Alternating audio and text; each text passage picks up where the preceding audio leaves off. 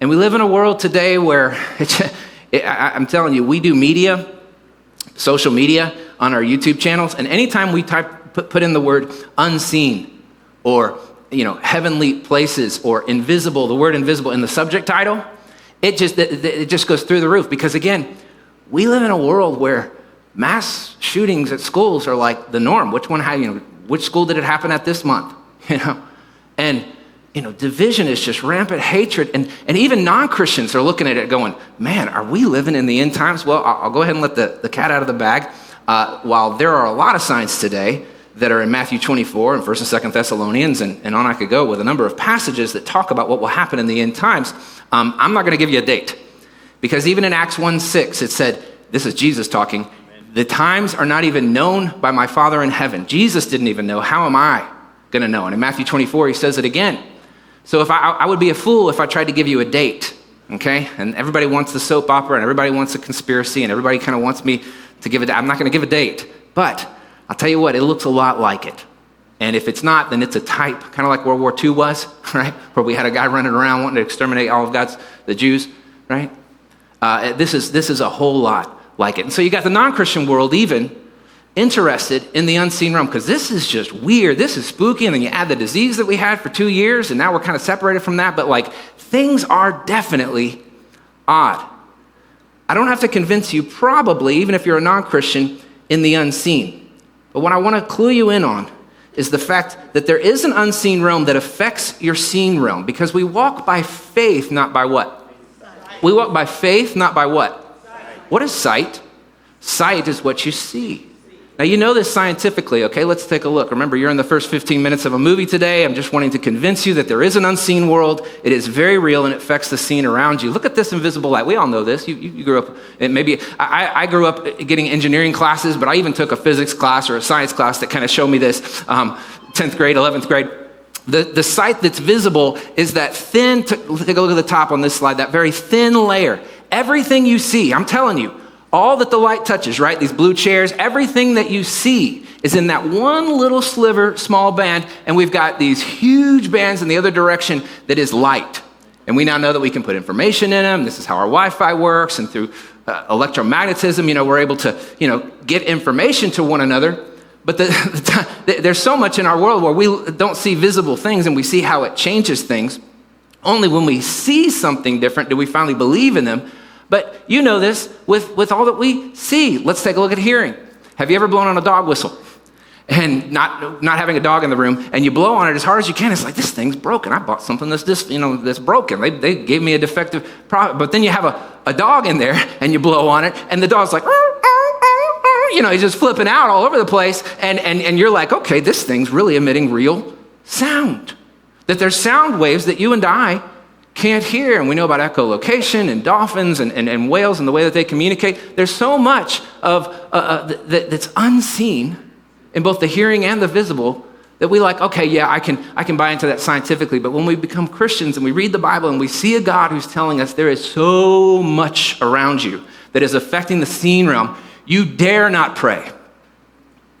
You dare not detach and not connect and spend time with me, not as a threat, but because of what you're going to miss out on. I have so much for you. And you're in danger of walking away from the whole thing because you don't see, and you just see more and more dysfunction around you because, hey, you gave your life to Christ and you started going to church, and things might have gotten worse, which could have been evil pulling levers because they don't like what you're, it's real. It's real. But because we go hocus pocus with that stuff and we act like it's not real, we're not experiencing all that he has for us. And in fact, there are levers possibly being pulled to get you away from your heavenly Father, to get you to stop believing altogether. You live in two worlds. Now look at this in the Old Testament, 2 Kings chapter 6. I just want you to see this. When the servant of the man of God, and this is Elisha, and they're surrounded by an army, and I could have come from many different passages where eyes were open and they were able to see in the unseen realms. But this is real. Now take a look at this. When the servant of God, the man of God, got up and went out early the next morning, an army with horses, so they're surrounded by, this is the Israelites, they're surrounded by the Moabite army, Midianite army, and chariots had surrounded the city. Oh no, my Lord, what shall we do? This is the servant of Elisha. He can't see, he's afraid. And out of the mouth of God, and this is where he's taking you and he's taking me today, because have you felt the fear kind of well up as you've started to think about the unseen world and maybe even the consequence of the lack of believing in it and the lack of trying to affect it in order to change the world around you? Maybe I've missed out. Wherever you're deriving your fear, have you started to feel your insides getting tense? The mouth of God today is going to speak to you and speak to me. Do not be afraid. And that's where he goes. Amen. But don't miss out. There is consequence for missing out. But do not be afraid. He says this, the prophet says this to him, those who are with us are more. Everybody say more. More. In the chat, will you type more? More than those who are with them, our opposition. And Elisha prayed, open his eyes, Lord, so that they may see. Then the Lord opened the servant's eyes, and he looked and he saw the hills full of horses and chariots of fire all around Elisha. That I don't need to be afraid, even though it looks physically. We walk by faith, not by what? Sight. That's 2 Corinthians 4:16. This is Paul teaching the same things that I'm teaching to you to his church, and that's a church. There was a church in Corinth of believers, not non-believers, trying to help believers understand we need to engage the unseen realm. We walk by faith, not by sight. This is him saying, don't look at what's around you, even though they outnumber us physically. Because I believe, and because I've engaged this other world that's so elusive to so many Christians, acting like the second world doesn't exist that's around us, the unseen. Because I've engaged, you know what? We actually outnumber all of those who we see. I want you so badly in this series to leave changed. And I want you to commit to coming the next 2 weeks, just to say, come hell or high water, because you watch what comes against you coming over the next 2 weeks. I'm about to pull back the veil and uncloak what is real, and they would love for you to believe that they're not real. The unseen realm. In this time of October, where everybody's celebrating fear and all the decorations abound, right? And they'd love to distract you with fear. And we might watch horror movies or movies possibly that we shouldn't watch, right? If it makes you feel fear, hey, we know where fear is from, okay?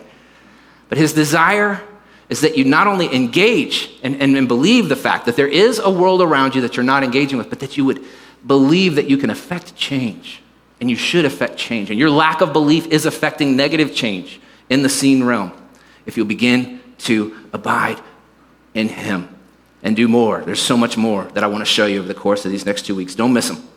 So I'd like for you to recognize that this is happening. It's behind the division in our nation. It's behind the division in Christians. Your church in the past that blew up and divided, it's behind all of that. On and on I could go. I want you to see something that happened with the mass shooting about 2 months ago, before the Charlie Kirk incident that's gotten our attention. About two months ago, we saw something from a mass shooter. In fact, let me show this before we show the video. There's a shooter that we stopped just about 2 weeks ago. You may have heard about this. He put his manifesto on TikTok, and they caught him. And they went into his house, and they discovered maps, color-coded, and the greatest population density happens at this time, at this hallway, and he knew right where to shoot, had it all planned, and had all of his letters written, and he said, ha, you're reading this after I did it, and all this other stuff that they found, guns and bullets and all this stuff, but they were able to get in there and stop him because he got a little too prideful and a little too quick with what he did. What's behind all of that? I want you to take a look at this video.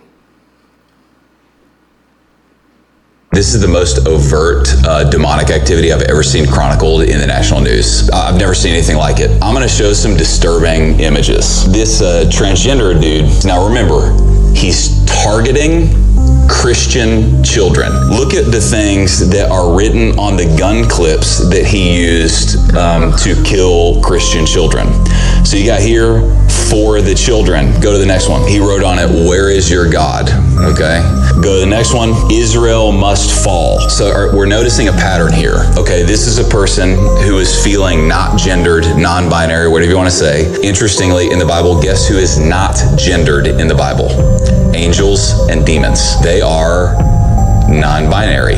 They are gender fluid. They're targeting children. They're targeting Christians. They're targeting the land and the lineage of the Lord. Well, this is starting to sound a little creepy. I wonder what's going on here. Go to the next one and look at what this dude was using for target practice. It's literally a picture of the crucified Lord. Now let's go a layer deeper because it gets a little creepier. This is the next one, is this drawing that he had in his notebook of him looking in a mirror with a demon looking back in the mirror, and then there's all this writing, and this is a translation of the writing, and the translation is, who, when will this end? So you have a tortured person, an oppressed person. Help me, I don't want to. Help. And then what's the demon say back? Kill yourself. Kill. Listen, bro, sometimes the greatest argument for the existence of God and the truth of Christianity is the very obvious existence of demons. That's that right there. It's literally like somebody opened the Bible and went, what do demons do? And then they did that thing.